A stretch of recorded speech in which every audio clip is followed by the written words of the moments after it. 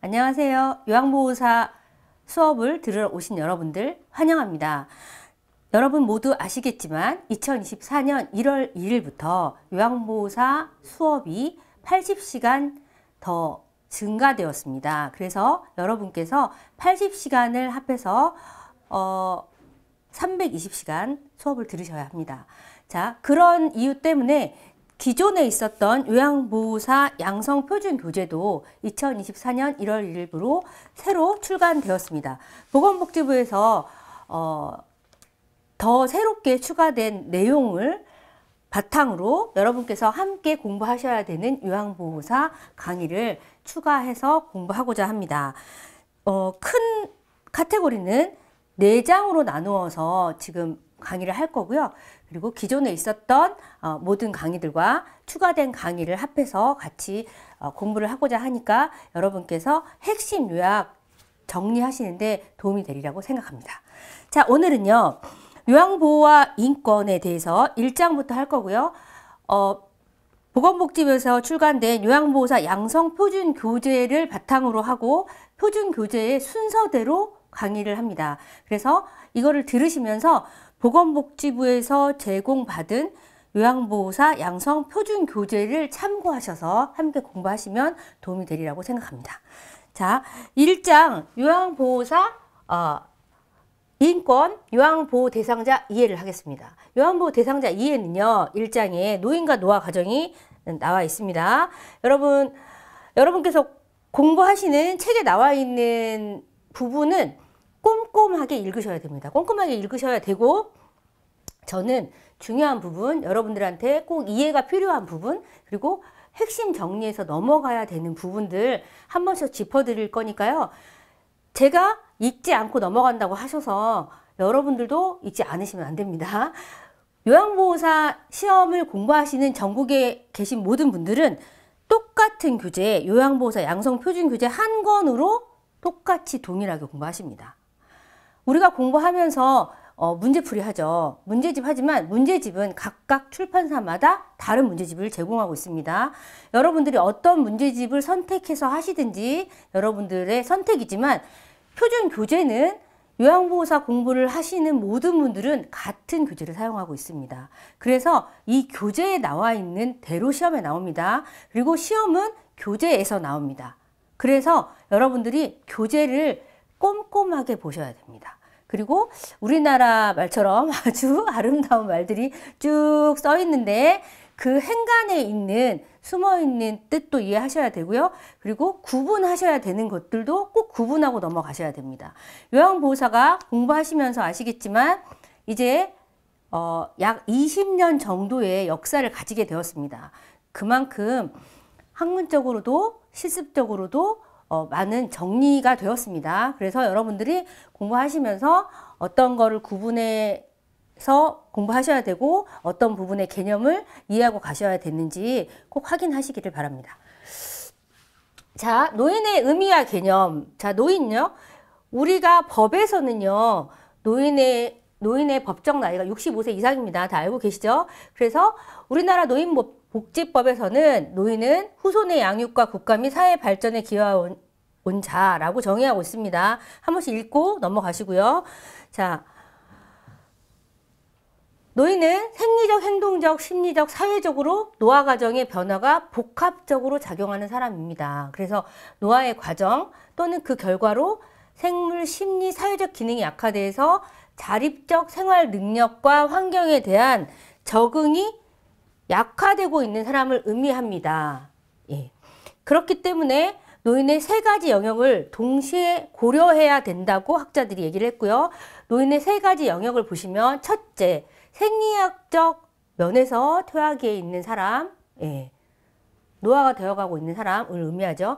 둘째, 심리적인 면에서 정신기능과 성격이 변화되고 있는 사람. 네. 셋째, 사회적인 면에서 사회적인 지위, 사회적 역할이 점점 줄어들고 상실되어 가고 있는 사람을 노화의 3가지 영역이라고 합니다. 그래서 노인의 다면적인 이러한 특성과 변화의 방향은 신체적, 정신적, 사회적 측면의 복합적인 욕구가 이제 연결이 되어 있고요. 이것에 대한 의료 복지가 필요하다라고 사회적으로 이제 요구하게 되었죠. 그래서 노화는 개인적 측면에서, 사회적 측면에서, 심리적 측면에서 많은 변화가 있고 이것을 도와줘야 되는 부분이다라고 나와 있습니다. 자, 노인복지법에서 방금 말씀드린 것처럼 노인은 법정 나이 65세 이상을 노인으로 규정하고 있습니다. 뭐 최근에는 65세 너무 젊다라는 말도 있지만 이게 뭐 노인 기초연금이나 이런 거가 다 연결되어 있기 때문에 뭐 다급하게 바뀔 것 같지는 않습니다. 어쨌든 65세 이상의 노인으로 규정하고 있지만 우리가 공부하는 것은 이 법적 노인의 나이만 기준으로 하진 않습니다. 노화가 이루어지는 과정, 노화가 이루어지는 심리 상태, 노화가 이루어지는 신체적인 상태를 전부 고려해야 됩니다. 자, 그래서 노인은 신체, 정신, 사회적 측면에서 다방면인 측면에서 퇴화가 되고 상실의 과정에 있는 사람을 의미합니다. 특히 장기 요양 대상자의 노인은 이러한 과정이 상대적으로 급속히 진행되어 있고요. 앞으로도 지속적으로 약화가 되어 예상되는 상대적으로 고위험군의 대상이라는 점에서 유의해야 한다. 노인은 신체, 정신, 사회적인 측면에서 질병이 생긴 게 아니고요. 퇴화되거나 상실의 과정에 있습니다. 그래서 퇴화라는 말은요, 다른 말로 바꿔서 표현하면 노화되고 있다는 거거든요. 노화가 된다는 말은 비가역적이라고 표현합니다. 그래서 비가역적이라는 말은 우리가 어떤 사람이든지 다 똑같이 되돌릴 수 없는 상태를 의미합니다. 그래서 지금 현대의학에서, 현대과학에서 노화가 되는 것을 막을 수 있는 방법은 아직 발견하지 못했습니다. 그래서 노화가 되는 방법을 막을 수 없기 때문에 가능한 한 노인이 일상생활을 할 수 있도록 도와주는 시스템을 사람들이 만들려고 이제 노력하는 과정 중에 있습니다.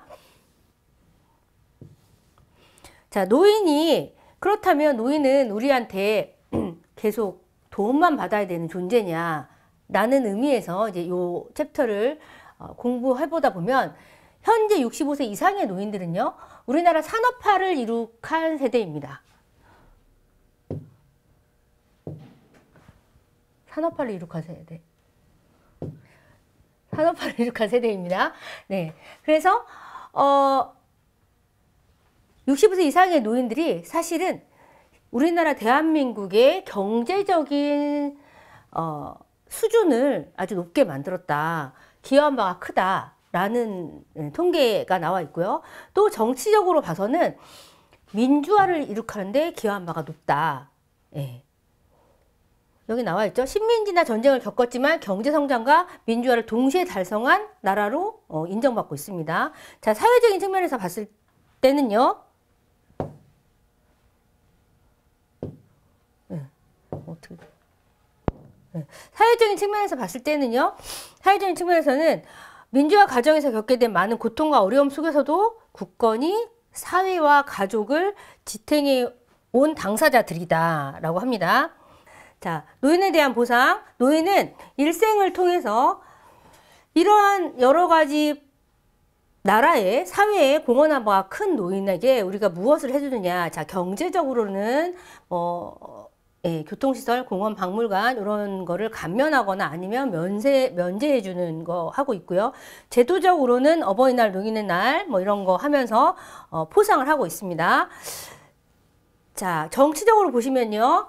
정치적으로는 어버이날, 노인의 날 등을 지정해서 매년 기념하고 그리고 귀감이 되는 어르신들에게 선정하고 포상하고 있습니다.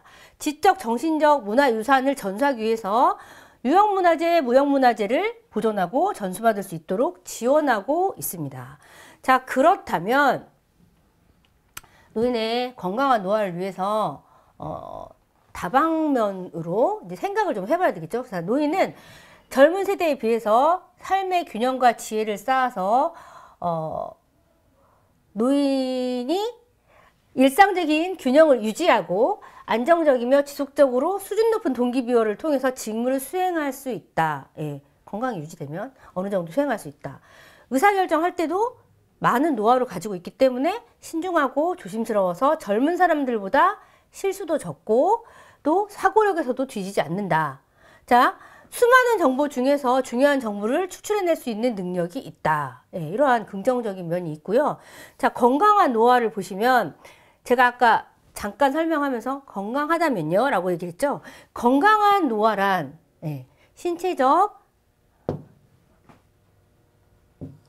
사회적, 정신적 안녕을 유지하고 사회 구성원으로 활발한 사회활동을 하며 지역사회에서는 차별 없이 자립적이고 행복한 삶을 살도록 기회를 제공하는 것을 뜻한다. 그래서 사회활동을 하시는 게 의미가 있고요. 그리고 자립적으로 혼자서 뭔가를 하실 수 있는 게 의미가 있습니다.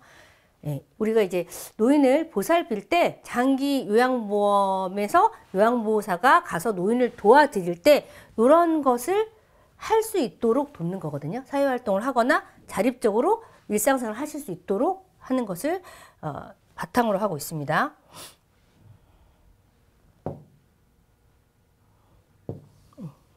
자, 좋은 그림이네요.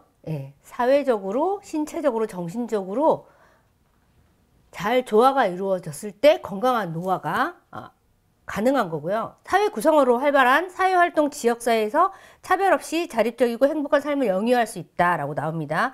그래서 노인이 건강하게 노화를 하기 위해서는 건강을 유지해야 되겠죠. 건강을 유지해야 되는데 스스로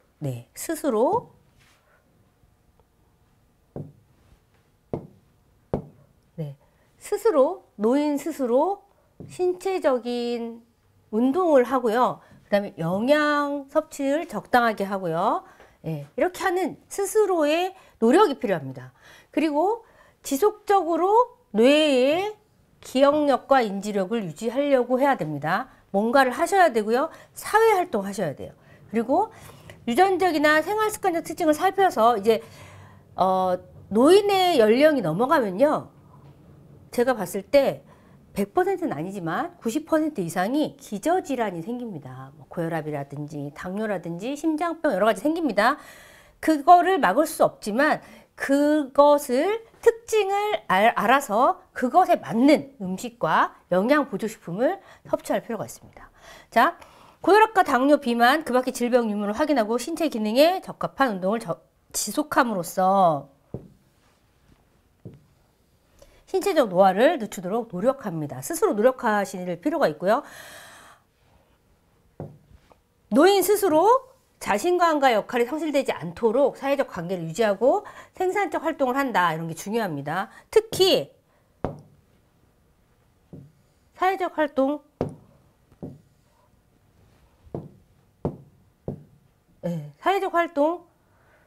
사회적 활동이 중요하죠. 어디 갔나요? 사회적 활동, 누군가 의사소통하는 거, 누군가와 접촉하는 거 중요하고요. 또 만약에 내가 돈을 버는 일을 더 이상 못하겠다. 안 하셔도 되는데요. 자원봉사 하시던가 여가활동 하시던가 뭔가에 소속해서 참여하시는 것이 굉장히 중요합니다. 이게 왜 중요하냐면 인지활동에도 중요하고요. 사람은 사람과의 소통을 통해서 건강을 유지하는 것이 많이 있습니다. 자, 그래서 노인의 스스로의 노력도 필요하고요. 그것을 하기 위해서 장기 요양 및 돌봄, 보건의료와 연계가 필요합니다. 이거는 사회에서, 국가에서 도움을 줘야 되는 거죠. 그래서 함께 노인의 스스로의 그 노력과 정부에서의 노력이 함께 이루어져야 됩니다.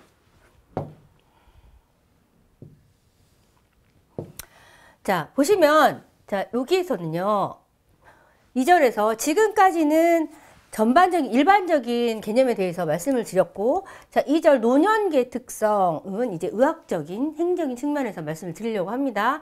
노년기의 특성 크게 나누어서 신체적인 특성이 있고요. 그다음 사회적인 특성, 심리적인 특성, 생애 주기와 특성 이렇게 나누어서 우리 책에 설명해 놨습니다. 다 꼼꼼하게 읽어보시고요. 자, 보시면 신체적 특성에서 자, 세포가 노화됩니다. 세포가 노화돼서요. 대부분 뼈와 근육이 위축됩니다. 그래서 노인이 매일매일 스트레칭을 하거나 운동을 하지 않으시면 근육이 위축돼서 등이 구부정해지고요. 키는 줄어들고요. 피하 지방, 몸에 있는 지방이 점점 감소해서 주름이 늘어나고 전신이 말라집니다. 이거는 질병이 아니고요. 그냥 노화의 현상이에요. 자, 그리고 두 번째로 면역 기능이 저하됩니다. 그래서 잠재하고 있던 질병이 이제 나타나게 되죠. 네, 잠재하고 있던 질병이 나타납니다. 면역 기능이 저하됩니다. 우리 코로나 때도 많이 했죠. 면역 기능이 나타나서 잠재하고 있던 질병이 나타나요. 하나씩 둘씩 이제 노화가 되는 나이가 되면 질병이 하나씩 둘씩 나타납니다. 그래서 노인의 연령이 지나면 질병이 없으신 분이 거의 없어요. 네, 그냥 관리하고 유지하시는 거예요. 그래서 질병이 나타나고요. 질병이 나타나서 급격하게 상황이 악화되어서 죽음을 맞이하기도 합니다. 예를 들면 우리 코로나 때 똑같이 코로나 걸렸지만 일반 성인들은 코로나 걸려서 조금 앓다가 회복되시죠. 그런데 노인들은 코로나 걸려서 돌아가시기도 해요. 예, 면역 기능이 저하되어 있기 때문에 일어나는 현상입니다. 자, 잔존 능력의 저하, 예, 노인의 노화로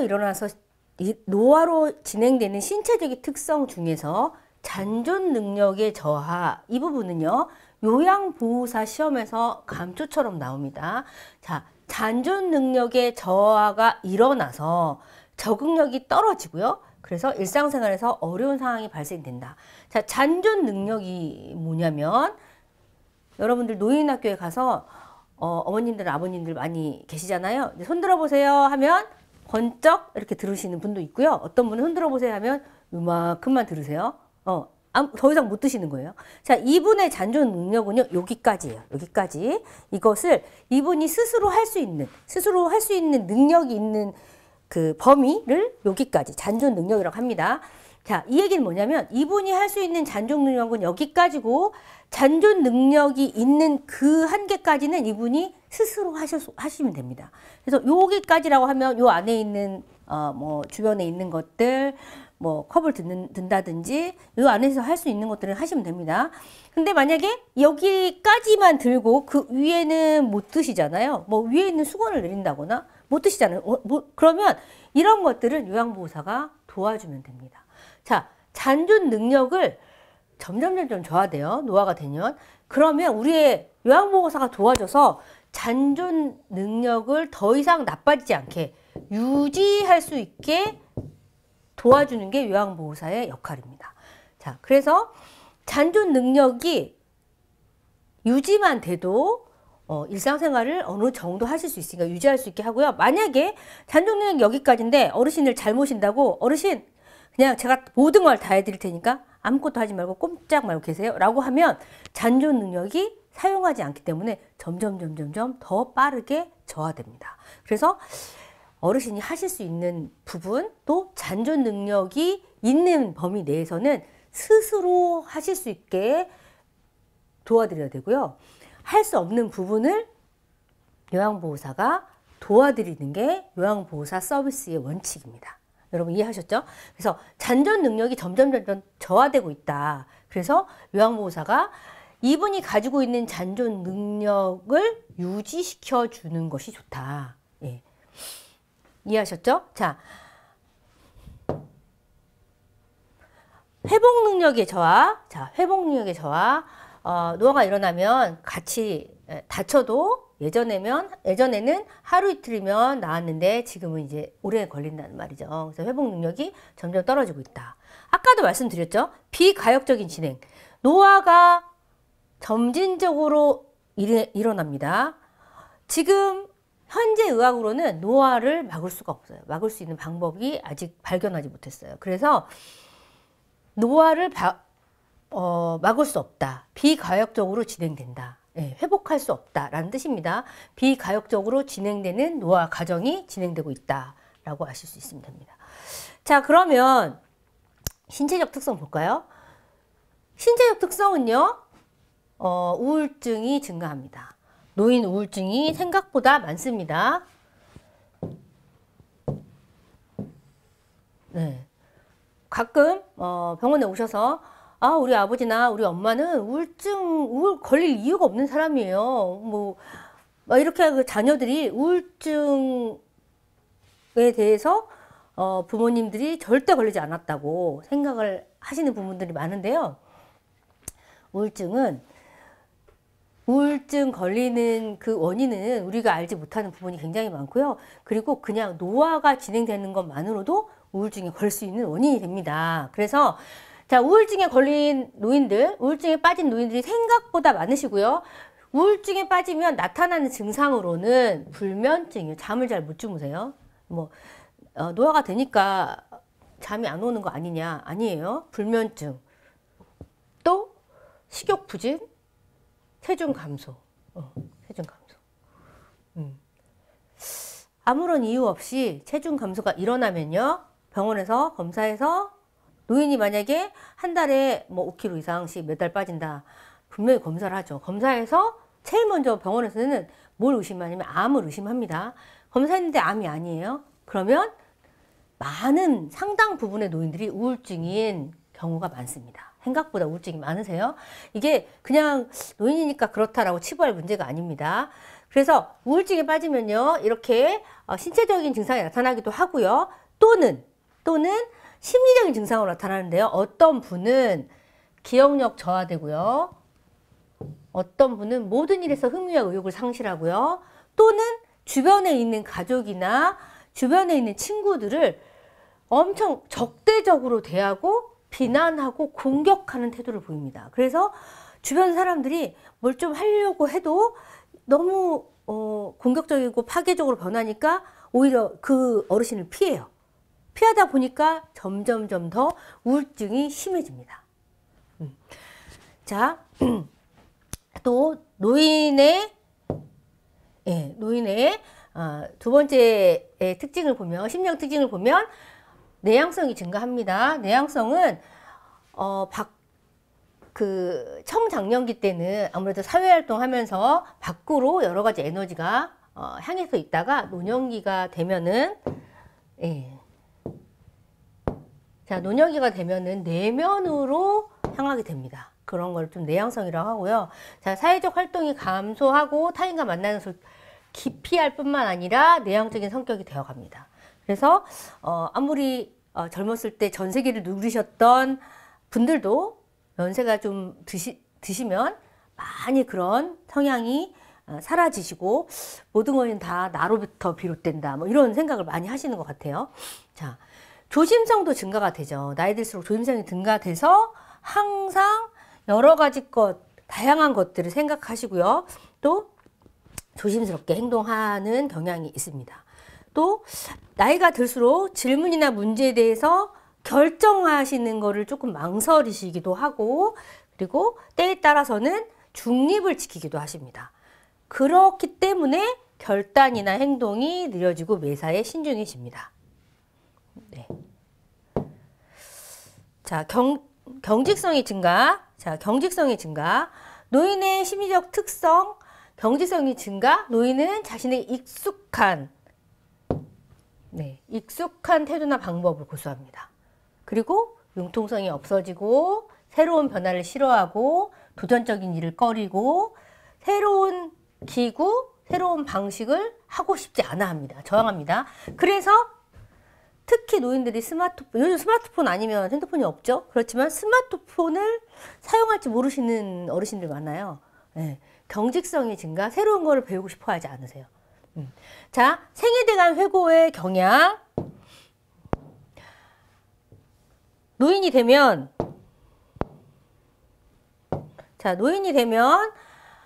지나온 일생의 여러 가지 요인들을 되돌아보게 됩니다. 그래서 그동안 내가 살면서 우리 가족에게 잘했는지, 나의 건강을 잘 유지했는지, 결혼, 취업, 직장, 부부관계, 성생활, 성역할 여러 가지 것들을 뒤돌아보고요.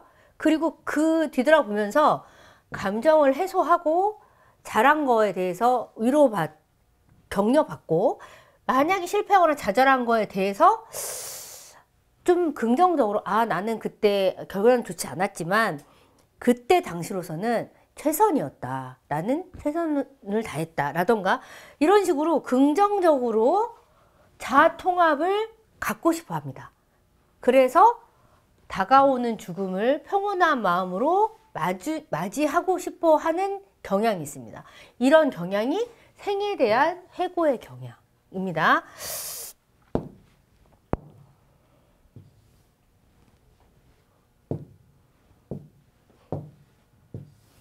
자, 친근한 사물에 대한 애착심. 노인은 오랫동안 자신이 사용해 오던 사물에 대해서 애착심을 갖습니다. 그리고 지나간 과거를 회상하거나 마음의 안락을 찾는데 오랫동안 사용한 것을 그것에 대한 상징이라고 생각을 하시는 것이 많아요. 그래서 친근한 사물의 애착을 보이는 이유는 자기 자신과 주변이 변하지 않고 유지되고 있다라는 안도감, 정서적인 안정감, 이런 거를 중요하게 생각하고, 어떻게 보면 노인이 가지고 있는 그 오래된 것을 그대로 유지하거나 갖고 있으면 그것을 상징적으로 나도 이제는 노화가 돼서 큰 역할을 하지 못하고 누군가에도 도움이 안 되는 것 같지만 누군가에 도움이 안 돼도 버려지는 존재가 아니고 여기에서 이렇게 보관하고 보존할 수 있는 존재구나 라는 그런 대상으로 이렇게 연동해서 생각을 하십니다. 그래서 자기 정체감을 유지하려는 거예요. 만약에 요양보호사 자격증 여러분들이 취득하셔서 노인을 돌보러 갔을 때 그 노인의 댁에 아주 오래된 물건이 있어서 정리하겠다 생각하고 이렇게 정리를 해서 그냥 만약에 버리시면은 노인한테 이거 어디 있냐라고 노인이 찾을 때 그거 뭐 너무 고장나고 아무도 안 쓸 것 같아서 버렸습니다 라고 하면은 노인이 어떻게 생각을 하시는 경향이 있냐면 이제는 쓸모도 없고 오래돼서 보기도 싫어서 그냥 버림받았구나, 나도 그렇겠지 라고 생각하는 경향이 많다고 하십니다. 그러니까 요양보호사를 취득해서 노인 댁에 돌보러 가셨을 때 이런 성향을 좀 참고하셔서 오래된 물건이라도, 그리고 여러분 보시기에 절대로 사용될 것 같지가 않아요. 그렇더라도 노인하고 같이 오랜 세월 동안 있었던 것들은 노인의 자기 정체감하고 연관이 되어 있는 게 많기 때문에 좀 물어보고 동의를 얻어서 어떻게 해야 되는지 이렇게 해야 될 것 같습니다. 자, 오늘은 여기까지 하고요. 네, 오늘은 여기까지 하고요. 다음 강의 시간에 이어서 하도록 하겠습니다.